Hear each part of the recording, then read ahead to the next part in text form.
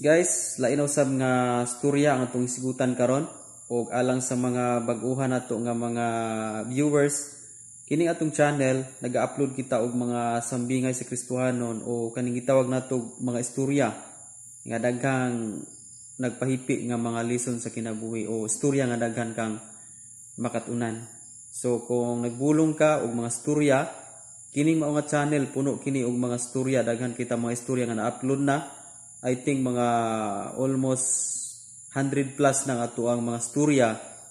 Kung doon na kay time, pakibisit lang sa ato ang mga nagkalaing-laing storya, nga nagkalaing-laing pod ang haom nga mga lesson sa kinabuhi. So guys, kini atong istorya na po nato karon, istorya kini sa duha ka sulugoon nga ang usa tapulan ug ang usa kugihan. Okay? So kini atong istorya, lesson learned kini sa mga porsigido nga mga tawo o sa mga kugihan nga mga tawo o sa mga tawo pong mga tapulan. So puli nga matapos nimo ning mao nga istorya, kay sa unahan niini naa diha ang mga dagkong lesson sa kinabuhi, labi na gyud sa atong pagkaporsigido or sa mga tawo pon nga nagtinapol. So dunay mga dili mayong epekto sa mga tapulan, aduna po yung mga nindot nga epekto sa mga kugihan. So kini nga storya magahaom kini sa imuhang kinabuhi karon kung ikaw usa ka kakugihan nga tawo or kung ikaw usa ka katapulan nga tawo. So kaning istoryaha mo ni magpamata kanimo, magpahinumdom kanimo. So hopefully guys, matapos nimo ning mga istorya. Now para masabtan nimo guys, inani ang senaryo sa mga istorya. Adunay usa ka hari nga nag-hire siya og sulugoon nga testingan niya kung kinsa gyud ang kugihan nga sulugoon. Okay? So ang gihimo niya, nag-hire siya duha ka tawo nga testingan niya kay ang usa iyahang panalanginan kung asa nilang duha ang kugihan gyud. So moto ang ipabuhat sa hari mao ni dunay layo nga tabay, distansya nga atabay nga dito sila pakabon. Duna sila tagurha sila kabukbaldi nga ilahang dalon dito sa mga atabay. Unya kabuntong tubig dito ibutang dito sa drum nga gibuslutan sa hari. Katong lubot sa drum gibuslutan sa hari. Ihara gutong gituyo nga gibuslutan tong drum. Unya suhulan sila sa matag adlaw. Kada adlaw suhulan sila. So tuon man pagkaugma ni duty na ang duha ka gihire nga sulugoon. So kabo sila dito, dungan sila kabo dito. May patuuna kay abtik pa kaayo silang duha. So niabot sa kadugayan nga katong usa nilikramo na, nagbagulbol ng usa. Niana na ang usa niya yun sa Brad, magpadayon pa ba ka ni ining maong trabaho? Nga mura malaman tag ulug-ulugan ini sa maong hari kay magkabo tag tubig dito sa atabay. Unya ibo-bo diri sa drum. Pagbalik nato mahubas naman po ning atong gibo-bo dinhi kay gibuslutan man yan ning drum. Diba sumura ra man tag ulug-ulugan ini. So niyon tong mang-usa bitaw Brad, pero gisulduan man puta, gisulan man puta ka adlaw, so walay problema. Trabaho ra kita. So pagkaugma balik rang yapon silang duha. Pagkatulong adlaw mi-decide na gyud ang usa. Yan siya matay Brad, murag dili na gyud ko ani makalahutay, murag ikaw na lamang gyud ang mo padayon ini. So ana ko kasabot ining trabaho kay gahago-hago malaman ta ni ini, mukabo ta. Tulo na ta kaadlaw kinabo nya daghan pa kayang tubig ang atabay. Unya inigbo-bo na to dire, mahubas ra unsa di purpose hari nganong gipabuhat niya nato ni. Ikaw Brad, kung mupadayon ka, ikaw na laman, basta kay ako di na ko mobalik ugma. So wala na mi padayon ang usa nga gibati siya og katapol kay nakita niya nga murag ulug-ulugan na daw sila sa mao nga trabaho.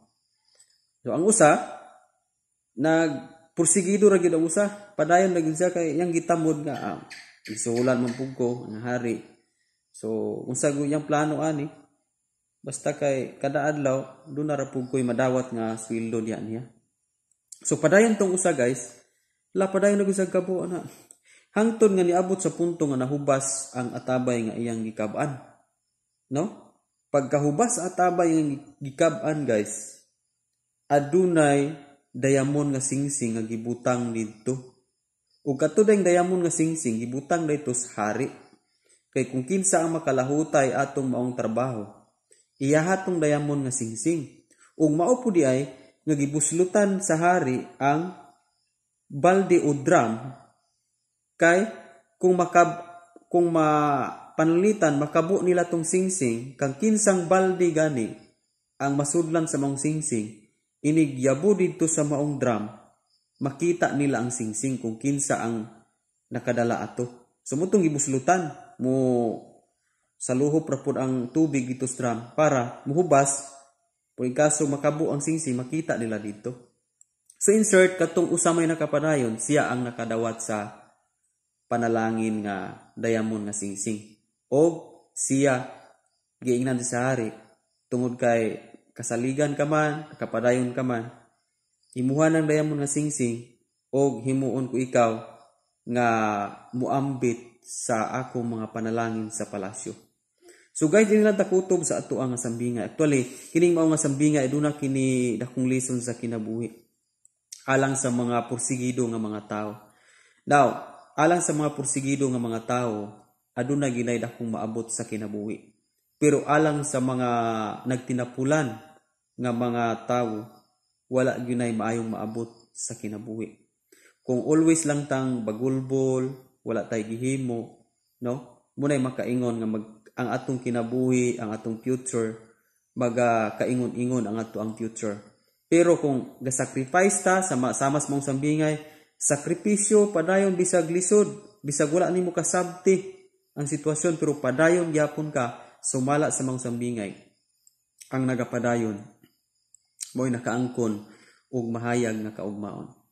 Okay? So ang lesson nga tumakuha nini, kung unsa man ang sakripisyo nimo karon, sakripisyo ka para sa imong pamilya, sakripisyo ka para sa imong kaugmaon, kung usa ka estudyante, usa ka katarbahante ba, sacrifice lang yun guys. Kay ang sacrifice adunay gunay balos unya, no? Dili pa siguro karon ma-experience nimo, pero sacrifice lang yun, aduna lang yun maabot nimo nga gitagana sa Ginoo.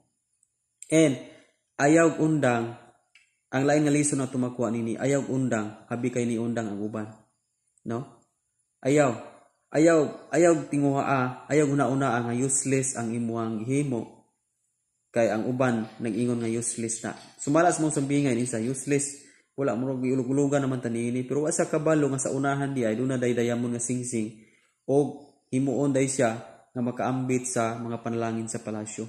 Guys, kining maong sambingay duna tay bersikulo ini in 1 Corinthians 15 verse 58 nagaingon nga makaigsunan tindog kamo barong nga lig-on o pagkugi kamo sa inyong pagpangalagad kay nasayod kamo nga inyong pagpangalagad dili gayud makawang.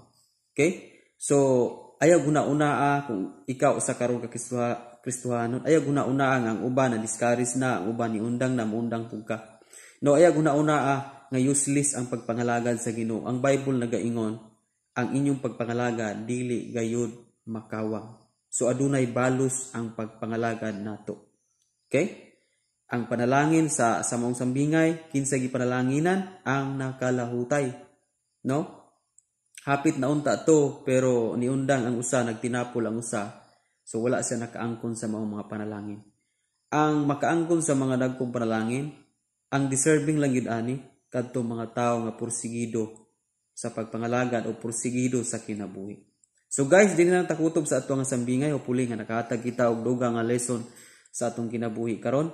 O nga kung bago pa ka nga channel, be sure guys nga nakasubscribe ka sa atong channel para updated ka sa daghan pa natong mga sambingay.